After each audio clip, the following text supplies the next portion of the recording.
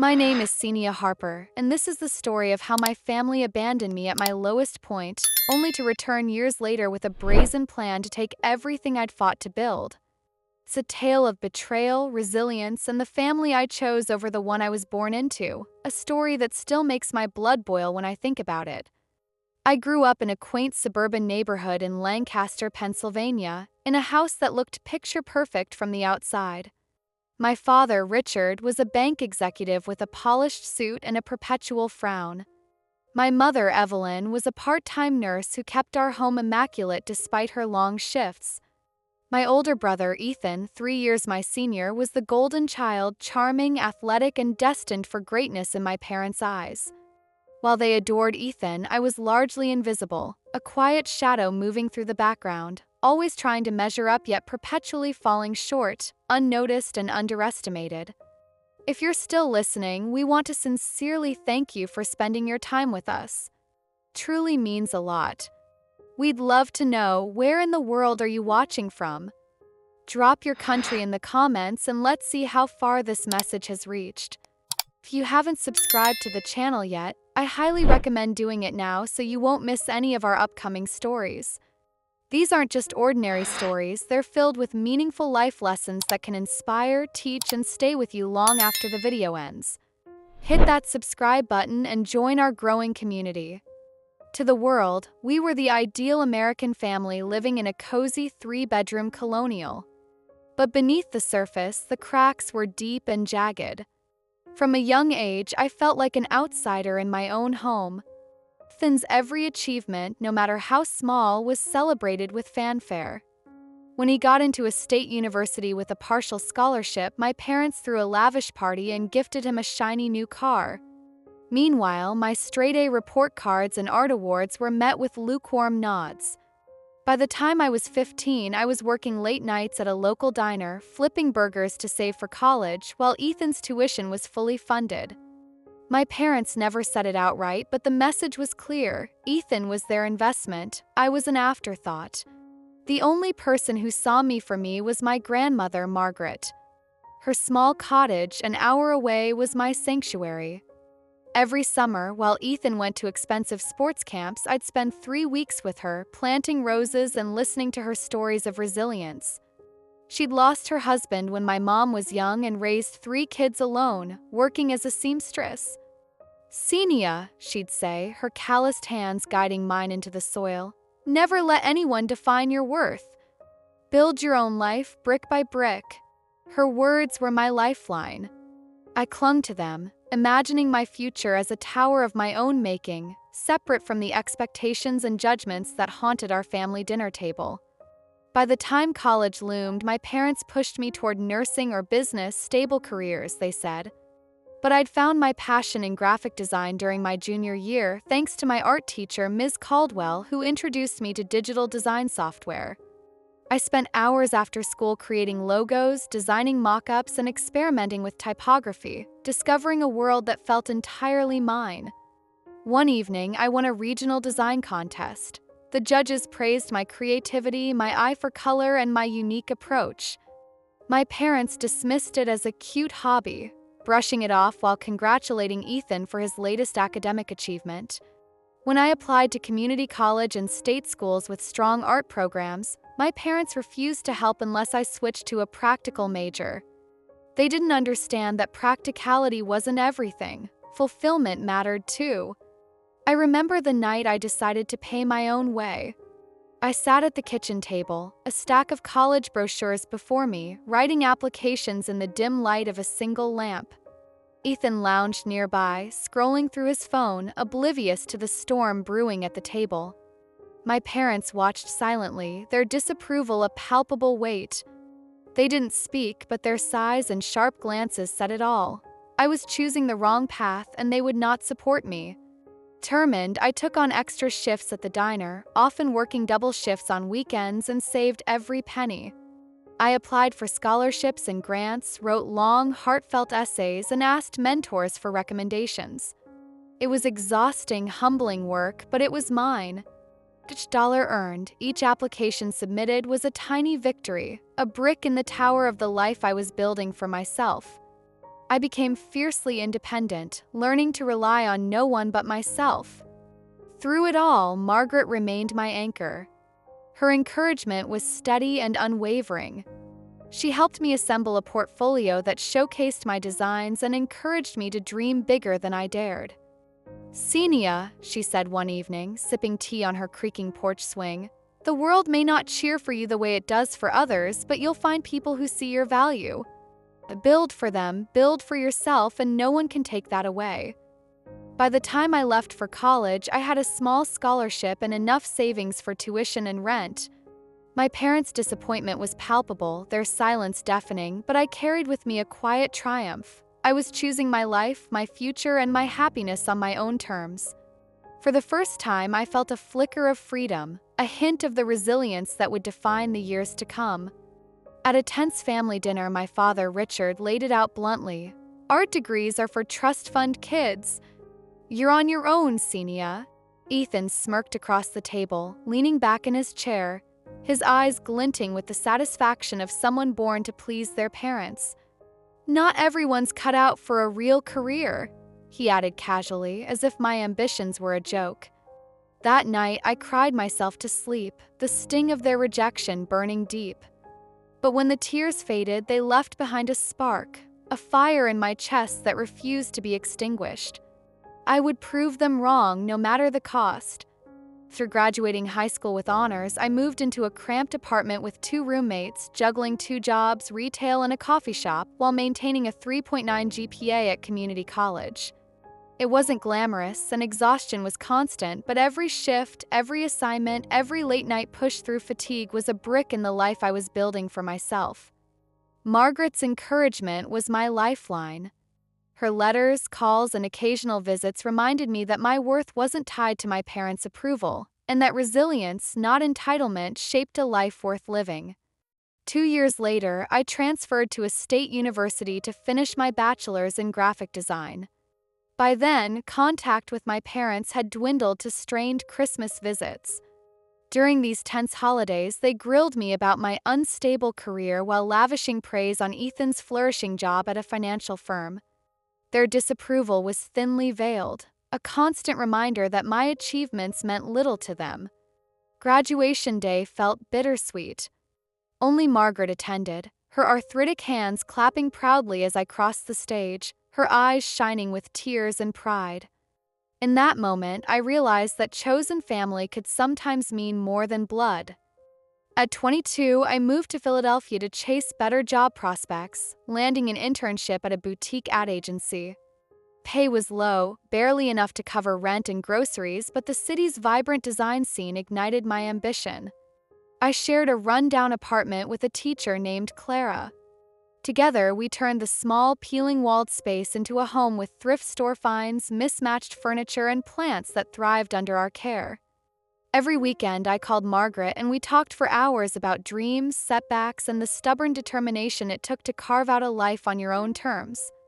My parents' contact remained minimal, occasional calls from my mother slipping me $20 for food, and my father questioning my potential earnings as if money alone defined my worth. Then, 5 years ago, my carefully balanced world collapsed. The recession hit, and the agency where I worked lost major clients. One Monday morning, I arrived to find bankruptcy notices plastered across the locked doors. Panic gripped me. Freelancing barely covered my bills, and the job market was merciless. Savings dwindled to nothing, and I struggled to make rent. Clara helped when she could, covering utilities or groceries when my funds ran out, but when she moved in with her boyfriend, I faced eviction. The tiny apartment, once a haven, became a symbol of instability and failure. Nights were spent worrying, staring at the peeling ceiling, trying to map out a path forward when every option seemed blocked. It was during this period at my lowest that the past crept back into my life. My parents, who had been absent during every struggle, began calling. Initially, it was polite, then increasingly insistent. My father's voice, smooth and calculating, suggested, "We should talk about your future." My mother's tone was saccharine, almost apologetic, but underneath it lay the same condescension that had haunted my teenage years. I knew what they wanted: to insert themselves into the life I had fought to build alone, to reclaim control over a daughter who had dared to succeed without them. Their sudden interest felt like a storm ready to destroy the fragile ground I'd made for myself. Margaret, of course, saw it coming. "Senia," she warned during one of our long phone calls, "the world will try to pull you back into old patterns. Stay firm. You've worked too hard to let them undo it now." Her words were a shield. And while fear gnawed at me, a deeper resolve grew. I wouldn't run, I wouldn't bend. I had survived neglect, poverty, and countless doubts. My family's interference would not undo what I had built. With nowhere else to turn, I swallowed my pride and called my parents.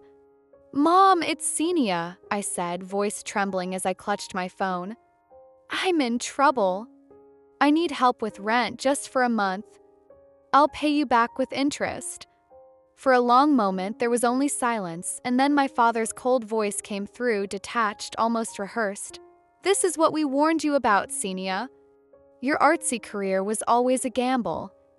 My heart sank. My mother's voice followed, softer but no less cutting. "We're helping Ethan with his MBA. We don't have extra funds."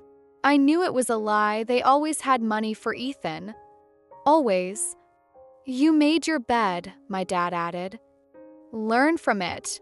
I wanted to scream, to beg, to remind them that I was their daughter too. But my throat closed up. They offered no help, not even a couch to crash on. The line went dead, leaving me in silence, holding a phone that suddenly felt heavier than stone. Desperation pushed me to do something I swore I wouldn't. I drove to their house one rainy October night. The windshield wipers struggled against the downpour as I sat in the driveway, staring at the warm glow of their living room window. Inside, I could see them sitting comfortably, watching TV, completely oblivious to the storm raging inside me. For 20 minutes, I hesitated, my hands gripping the steering wheel, my heart pounding. Finally, I stepped out into the rain and knocked. My father opened the door. His face shifted from surprise to disgust the instant he took in my damp hair, wrinkled clothes, and tired eyes. "I lost my apartment," I pleaded, shivering. "I just need a place for a few weeks." My mother appeared behind him. For a moment, I hoped she'd soften, but her expression hardened instead. "This isn't a good time, Senia. We're hosting a neighborhood meeting tomorrow." I blinked in disbelief. "I'll stay in the basement, out of the way. Please, just until I find something." My father cut me off, his voice like ice. "You ignored our advice. You can't expect us to bail you out." And then, with one final look of disapproval, they shut the door in my face. I stood on the porch, rain soaking through my clothes, staring at the door as if willing it to reopen. It never did. My fists clenched, my teeth chattered, and still I waited, hoping they would reconsider. No one came. That night, I curled up in the back seat of my battered Honda Civic, parked under the harsh fluorescent lights of a Walmart parking lot. I had $30 to my name. Car smelled faintly of coffee grounds and desperation. I tried to sleep, but every noise, the rumble of shopping carts, the slam of car doors, reminded me of how far I'd fallen. For weeks, that car became my home. I showered at a 24-hour gym, brushing past strangers who didn't know I lived out of a duffel bag. I used the library to job hunt, my laptop battery constantly on the verge of dying. At night, I lay awake with hunger gnawing at me, my breath fogging up the windows as winter crept in. I called my parents repeatedly, leaving voicemails, pleas, apologies, promises to do better. None were returned. The silence was worse than their rejection. It was as if I had ceased to exist in their world. One evening, driving past their house, I saw Ethan's shiny car parked in the driveway. Through the window, I glimpsed silhouettes, my parents, Ethan, all together sharing dinner, laughing. My chest tightened. They had their family intact, while I was the ghost locked outside. I hit rock bottom then, the truth undeniable. I was utterly abandoned by those who were supposed to love me unconditionally. One cold November morning, I sat in a coffee shop, stretching a single cup of tea to justify using the free Wi-Fi. My hands were numb from the cold, my body aching from another night in the car. I was scrolling through job listings, my hope thinning to nothing, when I heard a familiar voice call my name. It was Elise, a former colleague from the agency, looking sharp in a tailored navy coat, her dark hair sleek against the collar. I froze, mortified by my own reflection in the cafe window, wrinkled clothes, unwashed hair pulled into a messy knot, and hollow eyes that told the truth I'd tried to hide. Embarrassed, I forced a weak smile. "Hey, Elise," I mumbled, wishing the floor would swallow me whole. She studied me carefully, her brows knitting together. Without asking, she slid into the chair across from me. "Senia," she said softly, "are you living in your car?" Question pierced through the fragile wall I'd built around myself. My throat closed up, and tears I'd been holding back for weeks finally spilled over. I nodded, unable to form words. "Why didn't you reach out?" She pressed gently, her voice carrying no judgment, only concern. "We all struggled after the agency closed. You weren't alone, but that was the problem. I had convinced myself I was. Too ashamed to admit failure, I had withdrawn from everyone, isolating myself so thoroughly that my pain became invisible." I whispered. "I didn't want anyone to know how bad it got." Elise reached across the table and squeezed my hand. "You don't have to carry this alone anymore. Come stay with me tonight." I tried to protest, stammering about not wanting to impose, but she silenced me with a wave of her hand. "Enough. You're coming with me. I've got a guest room. You'll eat, shower, and sleep in a real bed. That's final." That night, in Elise's apartment, she placed a steaming bowl of homemade soup and a plate of sandwiches in front of me. The warmth of the food filled me in a way that went beyond hunger. It reminded me what care felt like. I broke down again, overwhelmed by her kindness, but Elise only smiled. "We're friends now, Senia. And Marcus, my boyfriend, runs a web design studio. They're looking for a graphic designer. No promises, but I'll talk to him." True to her word, the next day Marcus reviewed my portfolio. My hand shook as I handed it over, afraid he'd see the gaps and failures in my recent years. But instead, he nodded thoughtfully. "You've got raw talent and a strong eye for branding. The pay isn't much, it's an entry-level spot, but it's steady work. Interested?" "Yes," I said instantly, my voice firmer than I felt. It was a lifeline, and I wasn't going to let it slip through my fingers. For the first time in months, I felt hope flicker again. But that afternoon, my phone rang with news that shattered me all over again. Margaret's neighbor, Mrs. Larson, spoke in a shaky voice. "Senia, it's your grandmother.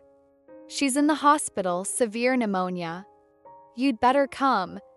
My breath caught in my chest. Elise didn't hesitate.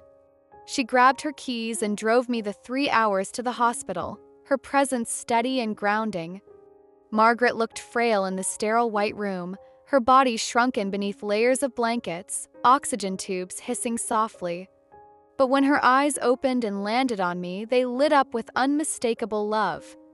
"My Senia," she whispered, her voice thin but steady. I sat at her side, holding her delicate hand in both of mine.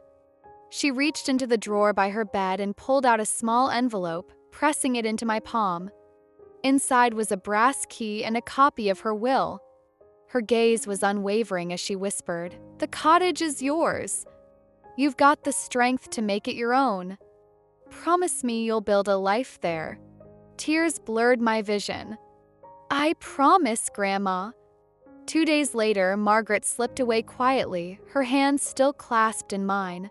At the funeral, I stood beside Elise and Marcus, my only true support, while my parents lingered on the other side of the church, their expressions stiff and unreadable. They offered no comfort, no shared grief. To them, Margaret's passing seemed more about inheritance than loss.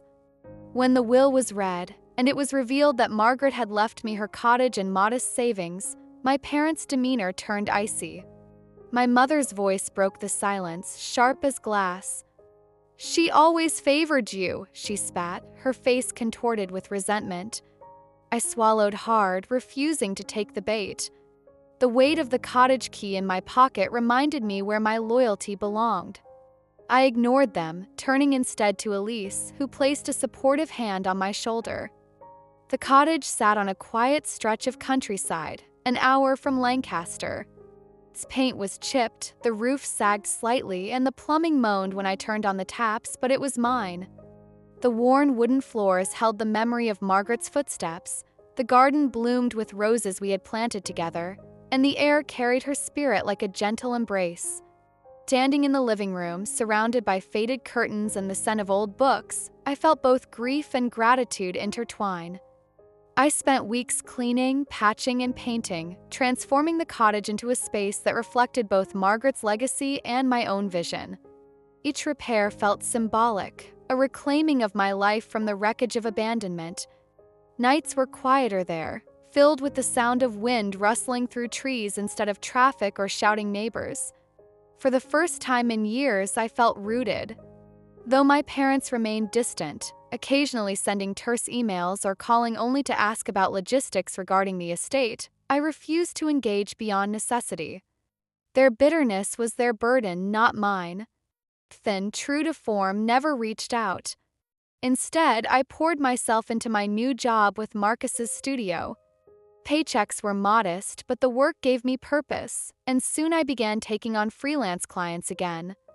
Bit by bit, I rebuilt my confidence. Elise and Marcus became more than friends, they became family. We shared dinners, laughter, and stories of our struggles. Where my blood relatives had turned their backs, my chosen family lifted me up. Cottage stood as both inheritance and rebirth. Each morning when I brewed coffee in Margaret's old kitchen, sunlight streaming through lace curtains, I reminded myself of her words, "Never let anyone define your worth. Build your own life, brick by brick." And I was. Slowly, painfully, but undeniably, I was. With Elise's help, I moved into the cottage, the first place in years that truly felt like mine. The front room, once filled with Margaret's knitting baskets and old magazines, became my office. I set up my laptop, a secondhand printer, and a corkboard covered in sketches and sticky notes. Marcus gave me more responsibilities at the studio, and though the pay wasn't glamorous, the work was steady and dignified. In the evenings, I rolled up my sleeves and tackled Margaret's overgrown garden, pulling weeds until my hands were raw. Oddly, the soil healed me. Watching tulips and roses re-emerge from the tangled mess reminded me that beauty could grow from neglect. Not long after, I decided to take a leap. Harper Designs was born, a small business focused on affordable branding for local shops and startups. My first client was Nathan, who ran a struggling bookstore downtown. He needed a new logo and website to attract younger readers. I poured myself into the project, and when he saw the final design, his smile felt like the world opening up again. Gratitude soon turned into late-night talks over coffee and eventually love. Nathan wasn't flashy, but he was steady, kind, and believed in me when I barely believed in myself. Within a year, he slipped a simple ring onto my finger, and for the first time, I dared to picture a future built on trust. Business thrived. I upgraded the cottage with a new roof and modern appliances while preserving Margaret's antique cabinets and floral wallpaper. The community embraced me as one of their own. Neighbors dropped off casseroles after long days, and I joined the local business association, where Harper Designs quickly became the go-to name for entrepreneurs looking to grow. Life finally felt whole, and it was mine, not borrowed, not conditional, not handed down by reluctant parents. 5 years after Margaret's death, the past came knocking. An email from Ethan arrived one morning, the words dripping with insincere warmth. "So proud of all you've accomplished, sis. Let's reunite soon." Suspicion curled in my stomach. I showed it to Nathan, who didn't hesitate. "They want something," he said flatly. Days later, my mother called. Her voice was syrupy sweet, too sweet. "We're so proud of you, Senia. We want to reconnect." Hollow words, considering the years they'd left me in silence. When I pressed her, the truth surfaced: financial ruin. My father had been pushed into early retirement after a scandal at the bank. Their house was sold. Ethan's flashy condo had been foreclosed. They were circling me like wolves smelling food. Reluctantly, I agreed to a lunch, making it clear there would be no overnight stays. The moment they arrived, desperation hung on them like a heavy cloak. My mother overpraised the cottage, her eyes scanning every corner.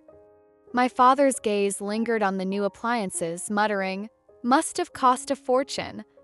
Ethan wandered with his phone, snapping photos of every room as if cataloging assets. Nathan, standing beside me, caught the pointed questions about property values and the deed. Later, he whispered, "They're planning something. Be careful." 2 weeks later, they returned, no pretense left. My father's voice was firm. "This house is too big for one person. We're moving in. It's a family home." My mother chimed in. "Margaret would have wanted us to share it." I stood frozen, fury simmering beneath my calm tone. "This is my home. She left it to me because she trusted me. You had your chance to care for her and you didn't. You don't get to rewrite that now." They grew bolder by the day, their entitlements spilling into every corner of my life. My father marched through the cottage as if he were reclaiming lost territory, announcing that the master suite would now belong to him and my mother. Ethan sneered at my office, suggesting I should move my business to the dining room, as though Harper designs were a hobby to be tucked away. My blood boiled, but I refused to show weakness. The next morning, I called my lawyer. After reviewing the deed, he confirmed what I already knew: the cottage was mine indisputably. Margaret's will had been airtight, her instructions clear. Till I sensed trouble. I installed security cameras around the property, every click of the drill a reminder that I couldn't trust my own blood. That suspicion proved right. While I was in Boston for a design conference, my phone buzzed with a text from my neighbor. "Your house is lit up. There are people inside." My stomach dropped. Pulling up the camera feed, I saw them, my family, breaking in through the back door, hauling in boxes like they were moving day. My father's smug grin filled the screen as Ethan directed where to set things down. I called Ethan immediately. He answered casually, as though nothing were amiss. "We're settling in," he said, voice dripping with arrogance. "This is a family house." Rage clawed at my chest. "You broke in. This is trespassing." "We spoke with a lawyer," Ethan interrupted. "Grandma wasn't of sound mind when she signed the will. We're challenging it." It was a blatant lie, but the smug certainty in his voice made my skin crawl. I hung up, booked an early flight, and called Nathan, who drove straight to the cottage. When I arrived, the sight nearly broke me. My father's golf clubs leaned by the door as though they'd always belonged. My mother's floral cushions sat on the porch swing. Inside, my office had been rearranged, my desk shoved against the wall, Ethan's mattress sprawled in the center like he'd claimed it. My sanctuary violated. I stormed into the living room. "Get out. Now." My father folded his arms, calm as a predator. "We'll take this house one way or another. We have proof Margaret was senile." My mother added cruelly, "You don't even have a real family. This house means more to us." For a moment, their words cut deep. But Nathan stood beside me, his voice steady. "That's not how ownership works. You can't bully her out of her own home." They refused to move. My hand shook as I dialed 911. The police arrived quickly, reviewed my deed and camera footage, then turned to my family. Their authority was undeniable. "You need to leave," one officer said firmly. My mother's voice cracked. "But we're her family." I met her eyes, years of betrayal rising to the surface. "Family doesn't break into your home. Under police supervision, they gathered their things and left, the humiliation plain on their faces. I wasted no time filing for a restraining order. Months later, court exposed everything. Nathan's texts revealed their plan to squat in my absence and pressure me into selling. Margaret's medical records confirmed her mental clarity until her final days, dismantling their fabricated claims. My father and Ethan received probation for trespassing, their reputations stained. My mother, quieter than ever, sent a remorseful letter, handwritten and shaky. I acknowledged it, but the wounds ran too deep for forgiveness. Healing wasn't instant. With Nathan's unwavering support, I leaned into therapy and a support group for those scarred by family trauma. Slowly, I stitched myself back together. I learned that blood ties mean nothing without respect and love. One evening, Nathan led me into Margaret's garden, the tulips blooming just as they had when I first restored them. With a nervous smile, he dropped to one knee. Tears blurred my vision as he asked me to marry him. I said yes without hesitation. We wed in that very garden, surrounded not by my parents but by true family, Elise, Marcus, neighbors who had become like kin. Laughter and warmth filled the air, the kind Margaret would have cherished. As the years passed, I turned the garage into a small apartment and established a foundation in Margaret's name, dedicated to supporting young adults abandoned by their families. My first mentee, Olivia, a design student cast out for choosing art over law school, reminded me painfully of myself. Watching her grow, thrive, and reclaim her voice felt like honoring Margaret's legacy. Today, the cottage stands as a monument to survival. My parents and Ethan remain distant shadows, my father bitter, Ethan gone to another city, my mother's timid attempts at reconciliation left unanswered. My life is no longer tied to their approval or neglect. I built something real with Nathan, with Elise, with my community. Margaret's words echo every time I step into the garden. Build your own life, Senia. And I have, brick by brick, bloom by bloom, truth by truth. If you found strength in my story, remember, family is not defined by blood but by love and respect. Please like, share, and subscribe to my channel so more people can hear stories like mine and maybe find the courage to build their own lives too.